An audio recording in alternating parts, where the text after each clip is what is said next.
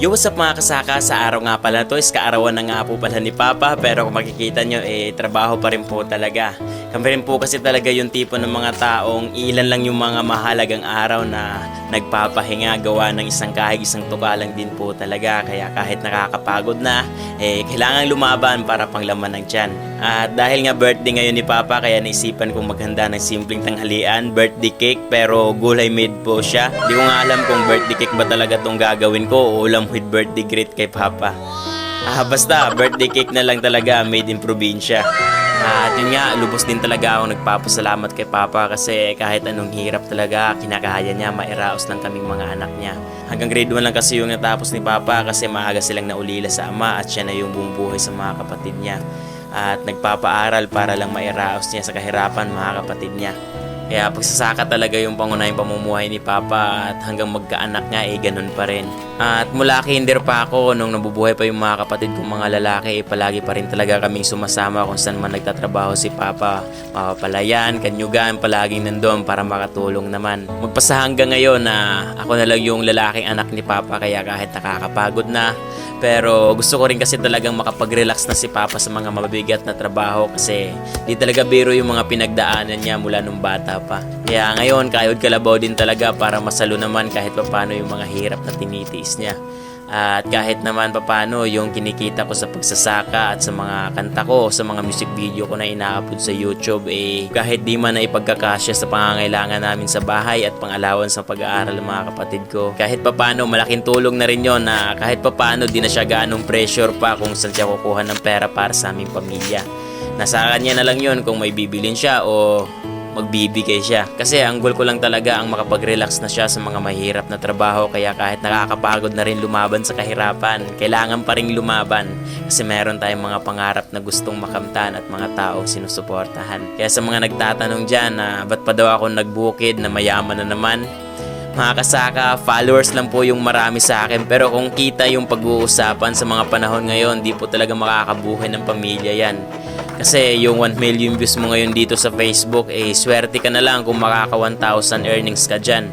How much more sa mga di naka-million views, diba? Except na lang sa mga nagpo-promote ng sugal, yan talaga yung pera-pera na. Pero di kasi tayo nagpo-promote ng sugal, kaya yung sinasabi nyong yaman, kahit kalingkingan, malayo pa tayo dyan. Kaya kahit init at ulan, tinitiis ko pa rin talaga dito sa sakahan. Dama ko na nga yung panginginig ng katawan ko, pero di pwedeng magpahinga kasi may mga binubuhay tayo. Eto, di ako nagpapaawaw ng lilimos sa inyo ha. Kinukwento ko lang po yung mga pinagdaanan namin dito, baka sakaling mapulutan ng inspirasyon ng iba. Na kahit anong manghirap o apak-apakan ka man ng iba, panatilihin mo lang na lumaban ng pareha kasi mas masarap pa rin talagang namnamin yung mga bagay-bagay na gusto mong makuha na pinaghihirapan mo talaga. Enjoyin lang ang kahirapan, huwag kang panghinaan. Darating at darating din tayo sa ating inaasam. Tuloy lang, Panginoon ay di tayo iiwanan. Magtiwala ka lang, di ka niya iiwanan.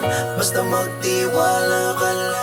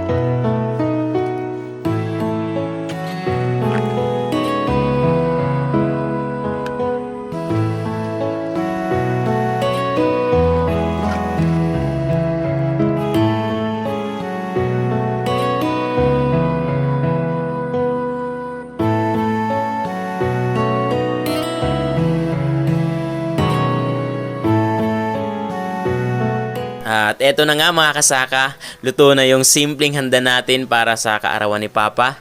So tara, kainan na.